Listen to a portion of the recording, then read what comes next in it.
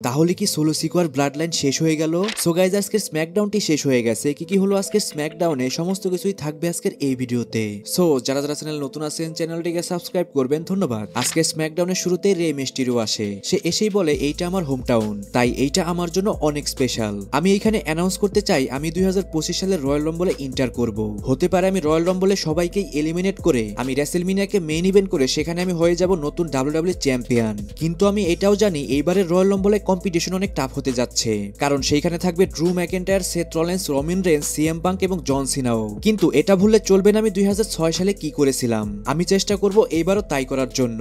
তখনই সেখানে Kevin ওয়েন্সের music hit হয়। কেভিন ওয়েন্স এসে রে মিস্টিরিওকে বলে আমি পার্সোনালি তোমাকে সবথেকে বেশি রেসপেক্ট করি, তাই আমি চাই তুমি রয়্যাল রম্বল উইন করবে এবং কি তারপর তুমি আমাকেই চ্যালেঞ্জ করবে। রে মিস্টিরিও বলে তুমি তো চ্যাম্পিয়ন নও, কোডি ইজ দ্য চ্যাম্পিয়ন। কিন্তু যদি আমি রয়্যাল রম্বল উইন করতে পারি আর তুমি কোডি রোডসকে হারিয়ে যদি চ্যাম্পিয়ন হতে পারো তাহলে আমি তোমাকেই চ্যালেঞ্জ করব।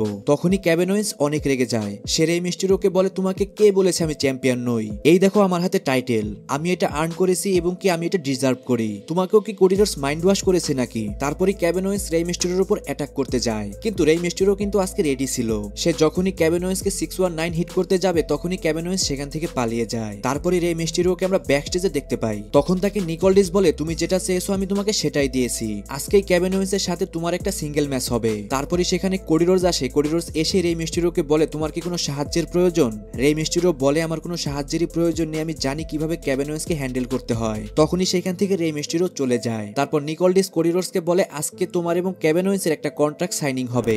এরপরই ক্যান্ডিস লারি, নায়া জ্যাক্স ভার্সেস নিওমি, বিয়াঙ্কা ব্লেয়ারের মধ্যে একটা ট্যাগ টিম ম্যাচ শুরু হয়ে যায়। কিন্তু গাইস এই ম্যাচটার মধ্যে নিওমি এবং বিয়াঙ্কা ব্লেয়ারই উইন করে যায়। তারপর জিমি উসো ভার্সেস কার্মেলো হেইজের মধ্যে একটা 1-on-1 ম্যাচ শুরু হয়ে যায়। ম্যাচটা মোটামুটি ভালোই চলে, কিন্তু ম্যাচের মধ্যেই জিমি উসোর উপর অ্যাটাক করে টামাটঙ্গা এবং জেকব ফাটো। তারা জিমি উসোকে একদম ডিস্ট্রয় করে দেয়। তখনই কার্মেলো হেইজ জেকব ফাটোর সাথে টিম আপ করতে চায়, কিন্তু জেকব ফাটো তাকেও একদম ডিস্ট্রয় করে দেয়। তারপরে সেখানে সোলো সিকোয়া চলে আসে। সোলো সিকোয়া আসার পরে জেকব ফাটো তার হাতে মাইক দেয়, কিন্তু সোলো সিকোয়া অডিয়েন্সদের বুর কারণে কিছু বলতেই পারছিল না। আর তখনই সেখান থেকে সোলো সিকোয়া চলে যায়। সোলো সিকোয়ার এইভাবে চলে যাওয়া দেখে কিন্তু একটা জিনিস ভালোই বোঝা যাচ্ছে, সেটা হলো খুব সম্ভবত সোলো সিকোয়ার ব্লাড লাইন শেষ হয়ে গেছে।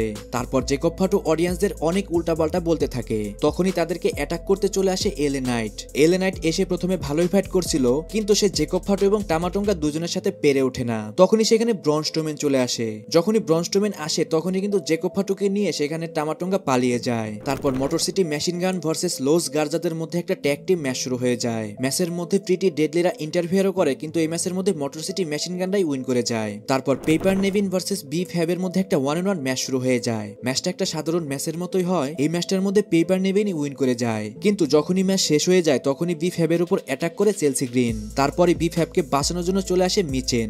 মিচেন আসার পরেই কিন্তু সেখান থেকে চেলসি গ্রিন পালিয়ে যায়। আর গাইস খুব তাড়াতাড়ি কিন্তু আমরা মিচেন ভার্সেস চেলসি গ্রিনের একটা ম্যাচ দেখতে পাবো। তারপর রে মিস্টিরিও ভার্সেস কেভিন ওয়েন্সের মধ্যে একটা 1-on-1 ম্যাচ শুরু হয়ে যায়। এই ম্যাচ সম্পর্কে বলতে গেলে আজকে যতগুলো ম্যাচ হয়েছে সবগুলোর মধ্যে বেস্ট ম্যাচ ছিল এটি। ম্যাচের মধ্যে বেশি সময় কেভিন ওয়েন্স ডমিনেট করে। রে মিস্টিরিওর কাছেও কিন্তু আমরা অনেক ভালো ভালো মুভ দেখতে পাই, কিন্তু লাস্টে কেভিন ওয়েন্স রে মিস্টিরিওকে একটা পপ পাওয়ার বম হিট করে সেই ম্যাচটার মধ্যে উইন করে যায়। ম্যাচ শেষ হয়ে যাওয়ার পরেও কিন্তু কেভিন ওয়েন্স রে মিস্টিরিওকে একটা পাইল ড্রাইভার হিট করার জন্য যায়। তখনই সেখানে কোডি রোডস চলে আসে। কোডি রোডস সেখানে আসার পরেই কিন্তু তাদের দুইজনের মধ্যে একটা ফাইট শুরু হয়ে যায়, কিন্তু তখনই অনেক সিকিউরিটি গার্ড আসার কারণে সেখান থেকে কেভিন ওয়েন্স পালিয়ে যায়। তারপর ব্যাকস্টেজে নিকোলডিস কোডি রোডসকে আমরা দেখতে পাই। সেখানে নিকোলডিস কোডি রোডসকে বলে আজকে তো তোমাদের কন্ট্রাক্ট সাইনিং করা গেল না, আর আমি এইটা মনে করি কোনো একজন মানুষের সহযোগিতা ছাড়া তো তোমরা কন্ট্রাক্ট সাইন করতে পারবে না। এই জন্যই স্যাটারডে নাইট মেইন ইভেন্টে তোমাদের কন্ট্রাক্ট সাইনিং হবে, কিন্তু এই কন্ট্রাক্ট সাইনিংটা মডারেট করবে hall of famer heartbreak kid Shawn Michael. আর গাইস এর মাধ্যমে আমরা জানতে পারলাম স্যাটারডে নাইট মেইন ইভেন্টে তাদের মধ্যে একটা কন্ট্রাক্ট সাইনিং হবে,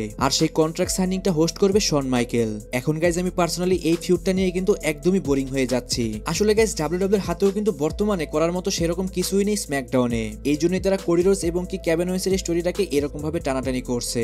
তাই এখন স্ম্যাকডাউনের প্রয়োজন একটা বড় সুপারস্টারের, অন্তত কোডি রোডসকে দিয়ে তো সেটা হবে না। তারপর আজকের মেইন ইভেন্ট বেলি versus Tiffany WWE women championship match শুরু হয়ে যায়। আর গাইস নরমাল একটা ম্যাচ ছিল, আর সবাই জানে যে এই ম্যাচটার মধ্যে কে উইন করবে। সবাই এই বিষয়টা জানে যে এখানে টিফিনি হারবে না। টিফিনি বেলিকে তার মুনসল হিট করে এই ম্যাচটা উইন করে যায়। আর গাইস এরই মাধ্যমে কিন্তু আজকে স্ম্যাকডাউনটি শেষ হয়ে যায়। আজকে স্ম্যাকডাউনে কিন্তু সেরকম কিছুই ছিল না। এরকম ভাবে স্ম্যাকডাউন যদি চলতে থাকে তাহলে কিন্তু স্ম্যাকডাউনের রেটিং একের পর এক নিচে নেমে যাবে। তাই আমি পার্সোনালি চাইবো স্ম্যাকডাউনের জন্য কিছু স্পেশাল করা হোক। সো গাইস আজকের ভিডিও এই পর্যন্তই। রেসলিং সম্পর্কে সমস্ত নিউজ এবং আপডেট জানার জন্য চ্যানেলটিকে সাবস্ক্রাইব করবেন, আর ভিডিও ভিডিওতে কোনো ভুল ত্রুটি হলে অবশ্যই কমেন্টে জানিয়ে দিবেন।